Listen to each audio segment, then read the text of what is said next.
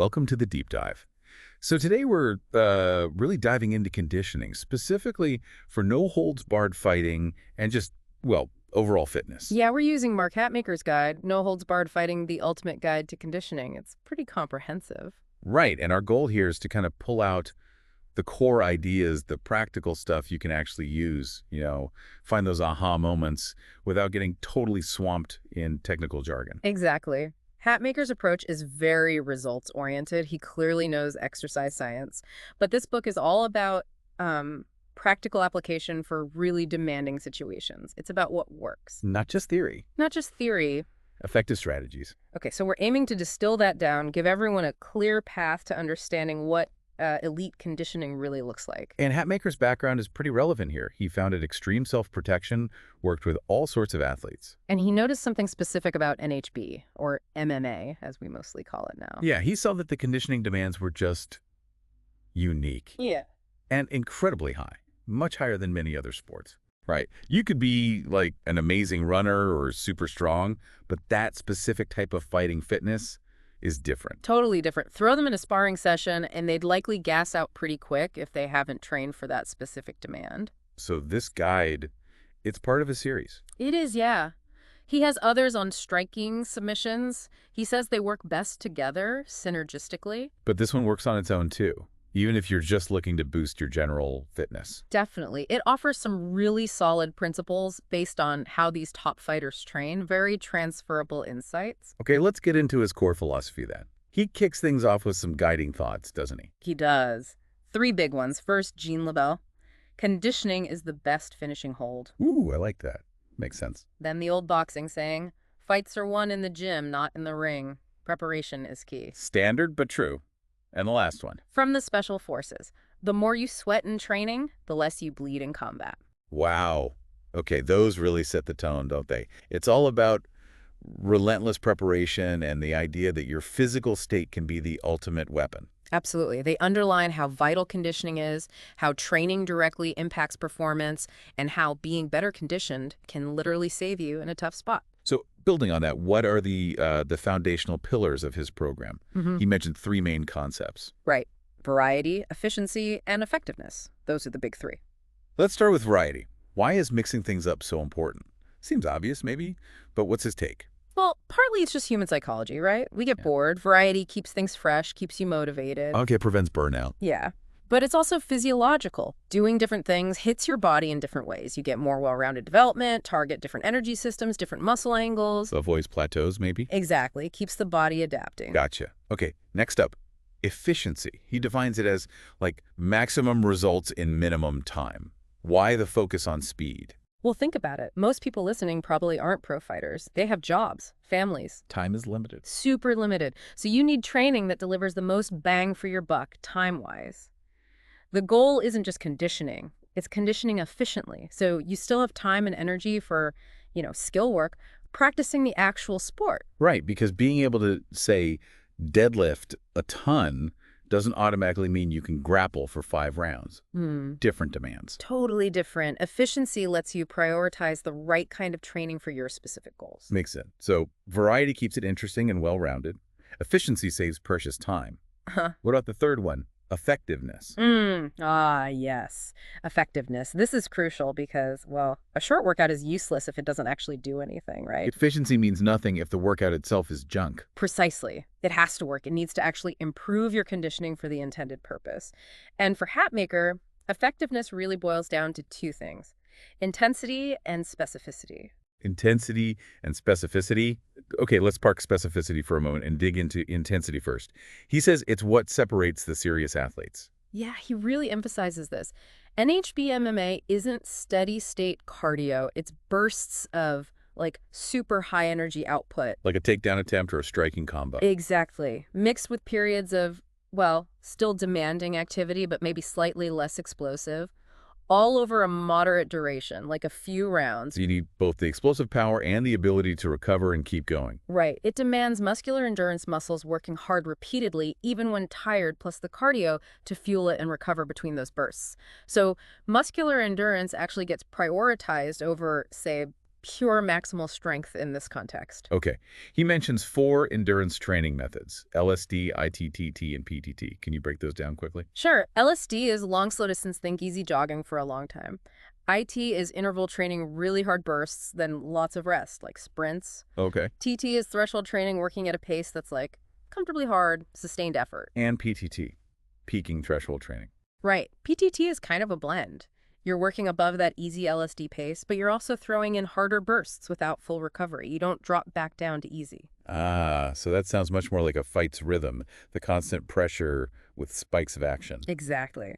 That's why Hatmaker highlights PTT. It best mimics the specific energy demands of NHB MMA. The others have their place, maybe for building a base or recovery. But PTT is the most sport-specific for endurance here. For the actual performance endurance, yeah. Yeah. And the bonus. High-intensity stuff, like PTT, tends to be very efficient. Great results, less time. Good news for those of us short on time. Huh. Okay, let's circle back to that other key part of effectiveness, specificity. He uses that Pedro Rizzo quote. Runners run, swimmers swim, fighters fight. What's the core message there? Train like you fight.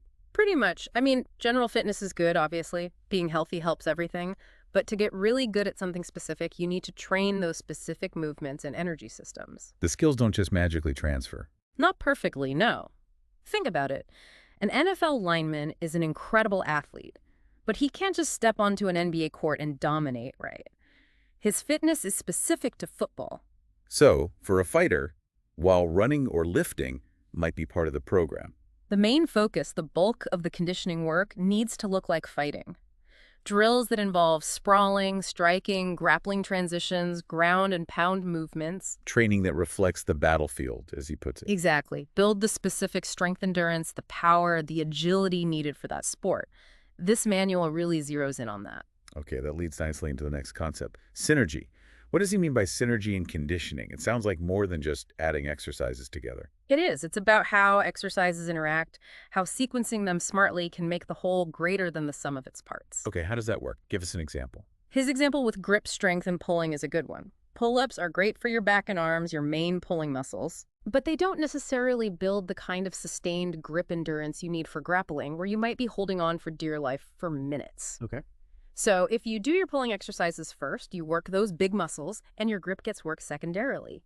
Then when you move on to specific grip exercises right after, your pulling muscles are already a bit fatigued. Ah, so you can really isolate and push the grip endurance then. Exactly. The previous exercise sets up the next one for greater effect. It's smart programming. He also links this to using multi-joint exercises. Like squats, push-ups, burpees, things that use multiple muscle groups at once. Yeah. Those are generally better for this kind of conditioning than, say, isolation exercises like bicep curls. Why is that? Well, multi-joint moves recruit way more muscle tissue simultaneously. This mirrors how your body actually works in complex movements like fighting. Oh, functional. More functional, and it also provides a much bigger cardiovascular challenge. More bang for your buck again, hitting strength, endurance, and cardio all at once. So synergy comes from both the types of exercises and the order you do them in. Does he suggest a specific order? He does. He lays out a recommended sequence for targeting different muscle groups to maximize this synergistic effect. Up the sequence. Okay, so he suggests starting with the hinge group. That's your core, abdomen, lower back. Think good mornings, kettlebell swings. Core first. Got it. Then the fifth limb, the neck. Super important in grappling for stability and defense. Often neglected, the neck. Hugely important, though. Then the power group, your legs, squats, lunges, that kind of thing. Makes sense. Big muscles there. Then upper body push-ups, dips, followed by upper body pull-ups, rows. Push, then pull. And finally, you finish with specific grip work to really target that hand and forearm endurance we talked about. Hinge, neck, legs, push, pull, grip.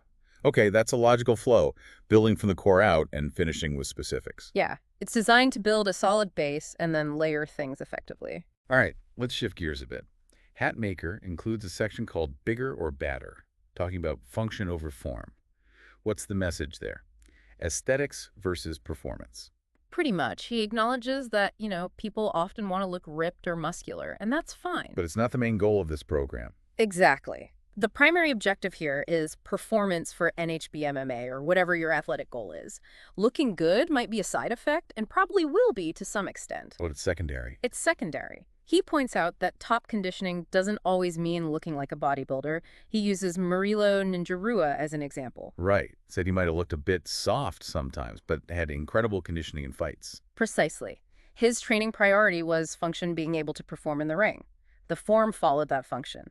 So the takeaway is, train to be the best athlete you can be and let the aesthetics sort themselves out. Focus on what your body can do.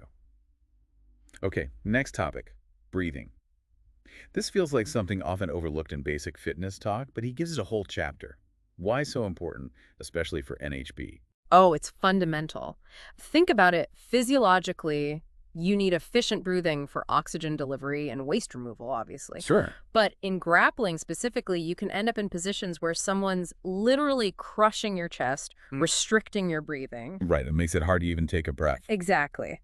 And the natural tendency under stress or exertion is often to hold your breath or take shallow, panicked breaths. Which just makes things worse. Leads to fatigue faster. Way faster. It tanks your performance and endurance. So conscious breath control is absolutely vital. He talks about specific techniques. What are some key ones? Well, one interesting strategy is competing breath rates during partner training.